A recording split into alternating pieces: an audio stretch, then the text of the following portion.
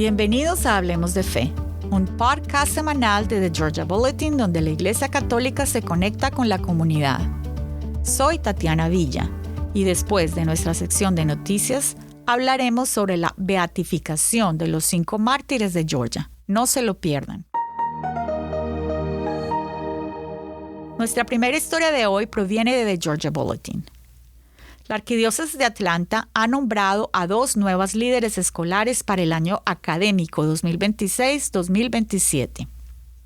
Brianna Johnson Anderson será la directora interina de la Escuela Católica Regional St. Peter Claver en Decatur, y Cynthia Lonay Fallas será la nueva directora de St. Mary's Academy en Fayetteville. Para Brianna, el nombramiento representa un regreso especial. Ella asistió al preescolar de St. Peter Claver y comenzó allí su carrera como maestra hace 10 años.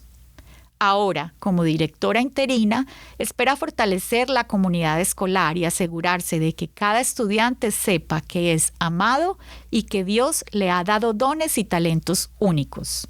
Por su parte, Cynthia comienza su 25º año en St. Mary's Academy, donde ha desempeñado distintos cargos, desde maestra hasta subdirectora. Como madre de 2 exalumnas de la escuela, dijo que su experiencia le ha enseñado que las familias buscan no solo una educación académica sólida, sino también un ambiente que forme tanto el corazón como la mente. Para leer la historia completa, visiten georgiabulletin.org. Nuestra segunda historia proviene de OSB News. El Papa León invitó a las religiosas de los Estados Unidos a promover las vocaciones a la vida consagrada, especialmente entre los jóvenes. El mensaje fue enviado en video el 12 de agosto a las participantes de la Asamblea de la Conferencia de Liderazgo de Mujeres Religiosas, conocida como LCWR por sus siglas en inglés, que se celebró a cabo en Orlando, Florida. La asamblea reunió a religiosas de los Estados Unidos, Canadá y América Latina para reflexionar sobre el presente y el futuro de la vida consagrada.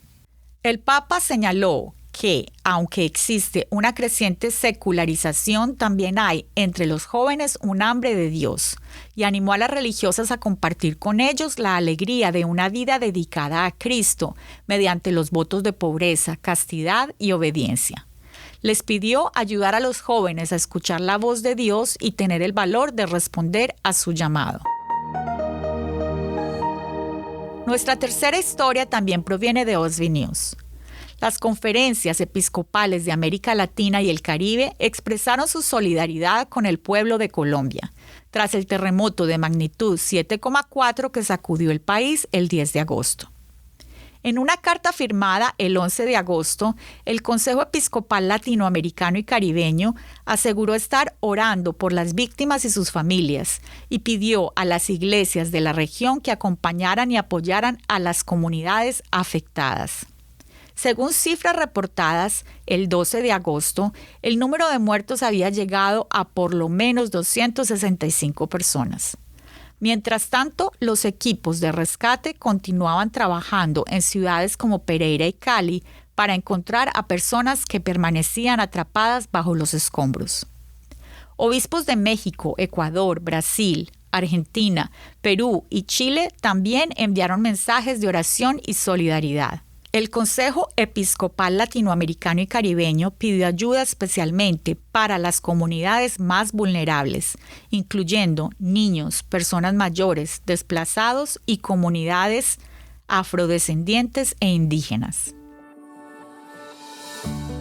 Estas 3 historias nos recuerdan la importancia de vivir nuestra fe compartiendo nuestros dones y sirviendo a los demás. Ahora daremos paso a nuestra conversación de hoy. Hoy estamos con el padre Pablo Migone. El padre Pablo Migone es el canciller de la diócesis de Savannah y hoy va a compartir con nosotros una noticia que estamos todos muy, muy felices de tenerla y nos va a explicar un poquito sobre este proceso y este evento que va a suceder el 31 de octubre en la diócesis de Savannah. Hola padre, bienvenido. Muchas gracias, un gusto de estar aquí con ustedes. Gracias. Bueno, no sé si usted nos quiere adelantar un poquito. Hoy vamos a hablar de los mártires de Savannah, que son los primeros en Georgia. Entonces, lo invitamos porque no sé si nuestros oyentes están familiarizados que Georgia, el estado de Georgia está dividido en dos. Una es la diócesis de Savannah y la otra es la arquidiócesis de Atlanta. Entonces, nosotros en la parte central y norte de Georgia pertenece a la arquidiócesis de Atlanta y la parte sur pertenece a la diócesis de Savannah, y entonces usted es parte de eso y le tocó justo el territorio donde estuvieron estos mártires y donde murieron. Entonces por eso lo invitamos para que nos cuente un poquito sobre lo que va a suceder en octubre. Muy bien, excelente. Sí, esto ha sido un proceso bastante largo de muchos años que ha culminado ahora, ¿no?, con el anuncio de que será la ceremonia de beatificación el 31 de octubre en Savannah. Eh, Hace ya más de 40 años que se abrió esta causa de en la iglesia entre la diócesis de Savannah junto con los frailes franciscanos para que la iglesia reconozca oficialmente que en 1597 estos 5 frailes españoles misioneros murieron como mártires de la fe. Hay una historia muy importante que duró más de 100 años aquí en el estado de Georgia que no muchas personas conocen o no recuerdan, o más bien a veces se habla, pero en una manera muy breve, de que hubo una presencia española, ¿no?, en lo que hoy en día es Georgia, que los españoles llegaron a Florida a mediados del siglo XVI y que esta presencia española centrada en la ciudad de San Agustín se extendió hacia el norte por toda la costa de lo que hoy en día es Georgia hasta Carolina del Sur. Y luego hacia el oeste, todo lo que es la parte oeste de la Florida, casi hasta Alabama. Toda esta provincia española se llamaba, ¿no?, la provincia de la Florida. Así que uno puede decir que en ese entonces, el tiempo colonial español, lo que hoy es Georgia, la costa, era parte de la Florida. El pueblo indígena que vivía en la costa de lo que ahora es Georgia era el pueblo Guale. Y sabemos a través de, ¿no?, crónicas, a través de la arqueología, estudios históricos que se han hecho del pueblo Guale, sabemos que los Guale recibieron a los frailes franciscanos con brazos abiertos. Los cuales les interesaba mucho las cosas que los españoles les podían traer. Por ejemplo, muchas de herramientas, telas, decoraciones para, ¿no?, para las mujeres, muchas collares, había muchas cosas que los cuales podían recibir de los españoles, y lo que los españoles más les interesaba era que aquí crecía maíz, y ese maíz es que podían alimentar a la colonia de San Agustín. Los pueblos Guale fueron aceptando la presencia de misioneros y normalmente tenías una misión de, ¿no?, 1,000 a 2,000 Guale con 1 o 2 frailes franciscanos. Lo que esto nos, ¿no?, señala es que los Guale querían que estén los frailes, porque si los Guale no hubiesen querido que los frailes se queden, los hubieran sacado, ¿no?, porque los frailes estaban presentes sin presencia militar. La presencia militar estaba en San Agustín. Un poquito de lo que escuché también era que anteriormente habían venido los jesuitas y de pronto los jesuitas querían más como imponer la doctrina y se fueron, o sea, eran mucho como de muy estrictos y mucho como de seguir el libro. En cambio, los franciscanos buscaron acoplarse y adaptarse y de pronto incluso aprender el mismo idioma y escuchar para poder unir y llegar a los Guale, ¿no? Efectivamente, primero llegaron los jesuitas, no hubieron bautizos, no hubo buena sintonía. Los jesuitas luego siguieron hacia el norte y ya no permanecieron por acá. Los franciscanos sí, aprendieron el idioma. Los franciscanos también adaptaron ciertas tradiciones de los cuales, ¿no?, cualquier cosa que no era contraria a la fe, lo permitía. Por ejemplo, los franciscanos permitían que los guales los entierren con objetos, ¿no? Que era algo, ¿no?, que vemos en todo también, incluso en Latinoamérica, ¿no? Que los pueblos solían enterrar a los muertos con objetos para que les sean útiles en la vida futura, ¿no? Eso permitían los franciscanos. También los guales tenían la tradición de enterrar a los muertos dentro de sus casas. Y si es que era alguien de alto rango, muchas veces la casa se quemaba, o sea, la casa moría con la persona. Algo interesante es que los guales en el tiempo de las misiones eran enterrados adentro de las iglesias, ¿no? En el suelo de las iglesias, cosa que se mantenía, ¿no?, de la tradición de ellos de enterrar dentro de sus casas. Ahora su casa era la iglesia. Por ejemplo, en la misión de Santa Catalina de Guale, que se han llevado a cabo excavaciones arqueológicas, ahí se han encontrado más de 300 cuerpos, 300 guales enterrados dentro de la iglesia. También los franciscanos respetaban las jerarquías, ¿no?, de la sociedad, respetando ¿no?, cómo pasaba la autoridad de cada pueblo, ¿no? Los caciques, que normalmente eso pasaba del cacique, el que heredaba era el hijo de la hermana mayor del cacique. Así que los franciscanos también, ¿no?, respetaban lo que ya estaba, ¿no?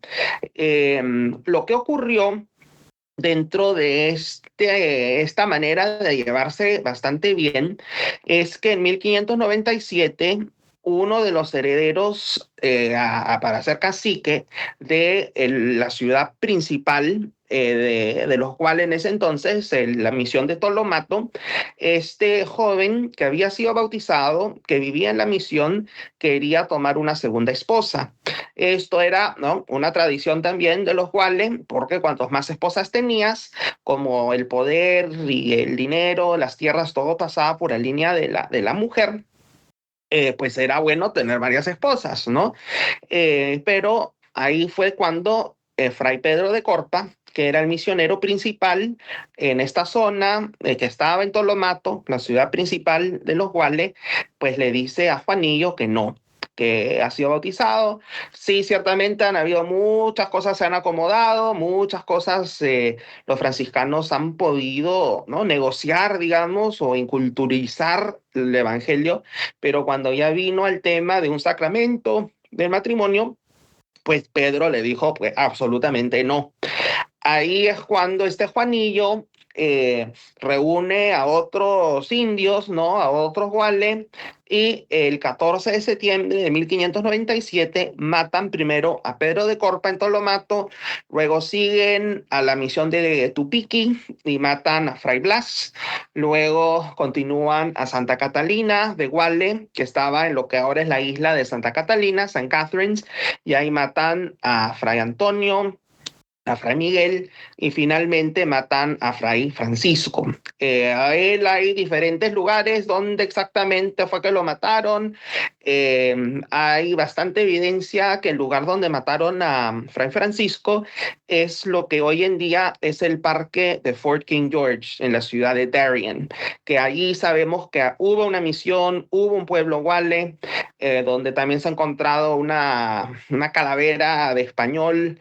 Así que hay evidencia, pero no sabemos exactamente. Así que cuando ocurre eso en 1597, mueren los 5 frailes, un sexto fraile es capturado por 6 meses, ¿no?, lo tuvieron capturado, eventualmente ya lo libraron. Pero interesante es que a pesar de que Juanillo, ¿no?, con estos otros indios matan a los frailes, inmediatamente el pueblo guale empieza a solicitar a San Agustín, al gobernador, que mande nuevos sacerdotes, que mande más frailes. Eventualmente se hacen las investigaciones de qué es lo que pasó, etcétera. Capturan a 8 jóvenes cuales que son interrogados, uno de ellos es ejecutado, lo encuentran culpable por haber matado a Fray Blas, Y después de este periodo, pues las misiones regresan, ¿no? Y los franciscanos regresan y las misiones crecen aún más hasta fines de 1600, cuando los ingleses, viniendo de Charleston, van bajando y van destruyendo las misiones. Los españoles que habían abolido la esclavitud para los indios, para los indígenas, preferían quedarse con los españoles porque los ingleses llegaban, destruían las misiones, capturaban a los indios y se los llevaban al mercado de esclavos de Charleston para ser vendidos como esclavos. Esto continuó hasta primeros años de 1700, cuando ya los españoles abandonan lo que hoy en día es Georgia, y unos años después los españoles abandonan la Florida por completo. Desde un principio, la iglesia reconoció que habían muerto en defensa de la fe, ¿no? Defendiendo el sacramento del matrimonio. Aunque esto se reconocía en ese entonces y se habló por cosas de la historia, ¿no? Que se perdió la presencia española aquí, se perdió la presencia de la Iglesia Católica en esta parte del mundo. No es hasta principios del siglo XX que los obispos de Estados Unidos empiezan a considerar ¿no? De buscar algunos santos, a ver qué cosa podemos hacer para incrementar la devoción a los santos en los Estados Unidos. Ahí es que identifican, digamos, estos 5 frailes y empieza una investigación. En los años 80 formalmente se abre la causa para que empiece un proceso de investigación para que sean declarados mártires. Al ser declarados mártires, inmediatamente la iglesia los llama ya beatos. Así que ha sido un proceso histórico, pero también un proceso de demostrar que la historia de estos frailes tienen una utilidad pastoral, que se puede usar su historia para poder fomentar y enseñar la fe hoy en día. Y claro, siempre se ha usado en la parte pastoral el hecho que murieron en defensa del matrimonio. Eso fue todo un proceso en el cual yo he estado involucrado desde el 2015 para fomentar la historia de estos frailes, para hacerla, ¿no? Que se conozca. Mandamos a hacer el documental que está disponible gratis en internet. También se mandó a construir un monumento en la parroquia en Darien, aquí en la costa de Georgia, ¿no? La página web, las tarjetas con las oraciones, las estampitas, todo el proceso para fomentar una devoción y demostrar que pues al pueblo de Dios encuentra algo en su historia de estos frailes que resuena en sus corazones y que les motiva a vivir su fe. Este proceso por muchos años lo trabajé bajo Monseñor Hartmeyer, ¿no? Que era obispo aquí en Savannah. Él como franciscano tenía, desde que llegó acá a Savannah en el 2011, tenía un gran interés, ¿no? de ver en qué está esto, vamos a mover esto. Así que yo terminé ahí involucrado y como la persona encargada de que esto caminara. Y gracias a Dios, pues estamos ya aquí en vísperas de la beatificación, que va a ser un evento muy bonito, muy grande. Esta es, si no me equivoco, la 6ª beatificación que se lleva a cabo en los Estados Unidos. Wow. Así que para muchos va a ser pues la única vez que van a poder asistir a algo así, y va a ser aquí mismo en nuestro estado de Georgia, ¿no? El 31 de octubre, ¿no? De este año 2026, 11 de la mañana, en el Centro de Convenciones de Savannah. Las puertas van a abrir a las 8 de la mañana. Ahorita tenemos espacio en el Centro de Convenciones como para unas 8,000 a 10,000 personas, así que va a haber bastante espacio. No hay tickets, no hay boletos. Sí pedimos que la gente se registre para saber, ¿no? Más o menos cuántas personas esperar. Hemos recomendado a las parroquias que busquen ¿no? de traer a sus feligreses en autobús ¿no? Para que sea un poquito más fácil, ¿no? La venida, la ida, especialmente personas que vienen desde Atlanta, seguro van a tener que salir pues bien tempranito, salvo que vengan la noche anterior. Pero pues va a ser un evento espectacular. Padre, cuénteme un poquito. Después de la beatificación, el paso que sigue es la canonización. Cierto, Ok. así es. Cuando se reconoce que alguien murió como mártir, lo único que se necesita para beatificar a esa persona es comprobar que la persona murió como mártir. Y la definición de una muerte de mártir es que la persona murió por odio de la fe, ¿no? Que la muerte se llevó a cabo como consecuencia directamente a que había un odio hacia la fe por parte el que mató, ¿no? Entonces aquí ciertamente tuvimos que comprobar que murieron porque estaban defendiendo el sacramento del matrimonio y hubo un odio hacia la fe, ¿no? Murieron directamente al ellos defender la fe. Entonces, eso directamente lleva a la beatificación.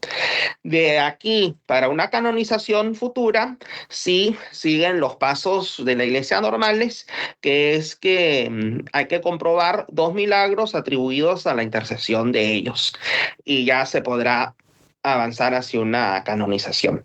Lo interesante es que cuando a alguien se le declara beato, ya la iglesia dice que la persona está en el cielo, ¿no? Entonces sí, se puede continuar aún en un proceso de canonización e incluirlos, ¿no? Ya entre los santos, pero ya como beato, la iglesia, ¿no? Puede celebrar una misa, ¿no? De fiesta para los beatos y se les considera, ¿no? Que si son, ¿no? Beato quiere decir feliz, ¿no? Estás feliz porque estás en la presencia de Dios. De aquí a un futuro, ciertamente algo poco se ha hablado, ¿no? Si se va a continuar inmediatamente a un proceso de canonización.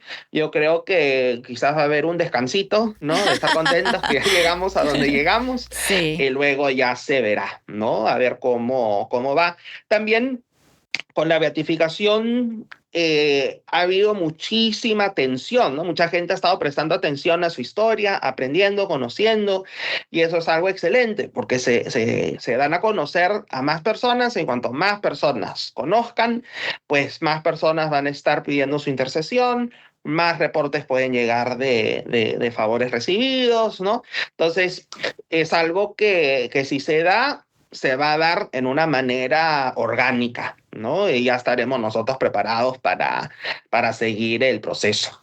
Eso también es bueno que los oyentes lo sepan porque de todas maneras van a ir a su evento de beatificación y que de pronto las personas que se identifican de pronto con una necesidad especial, de pronto a nivel de su matrimonio, que quieren, que encuentran una conexión porque sé que había uno de ellos que era muy bueno con los deportes, otro era muy bueno con la voz, entonces de pronto encuentran algo con qué conectar, que de pronto puedan acudir a ellos y de pronto también impulsar la causa más adelante. Pues ellos definitivamente son un ejemplo de compromiso, de respeto, de dedicación, de valor y de vivir nuestra vocación, ¿no? Porque el arzobispo Harmeyer ahí decía también que ahora de pronto a nivel del matrimonio es algo que se puede tomar un poco a la ligera. Cierto, ¿no? El compromiso del matrimonio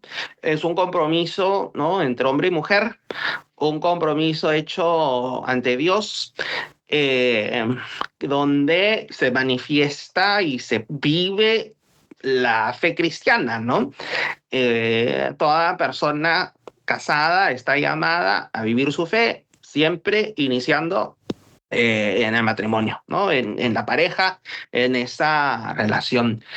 Y qué bonito considerar, ¿no? Que estos frailes, ellos en sí viviendo su propia vocación como frailes, 4 de los 5 como sacerdotes, pero que murieron defendiendo el bien del matrimonio, ¿no? Algo que ellos mismos no vivían, pero que reconocían la grandeza de ese sacramento y el bien que trae, el bien que manifiesta en la vida de la iglesia y en la sociedad.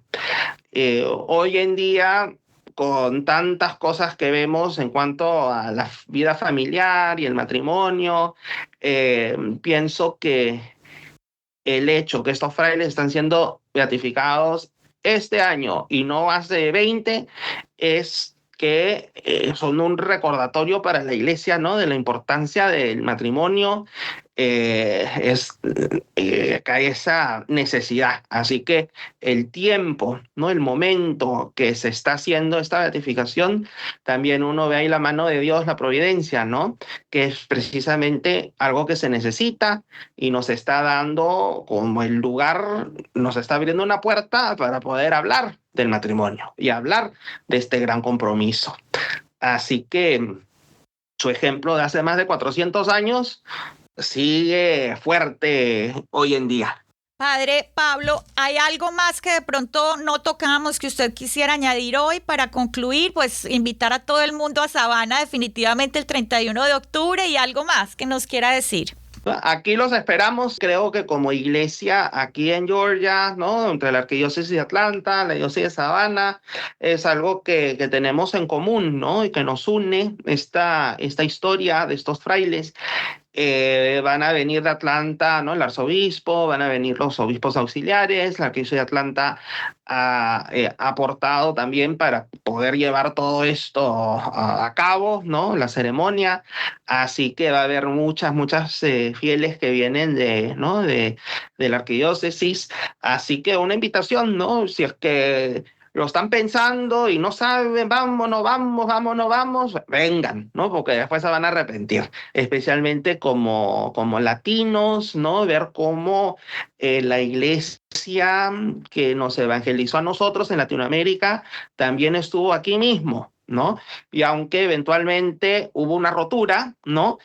Y no continuó, digamos, pero aquí estuvo, ¿no? Y habla de la presencia de la iglesia, la presencia especialmente de los frailes franciscanos, que con tanto amor, entrega, dedicación, verdaderamente pues entregaron sus vidas por el bien de este nuevo mundo, ¿no?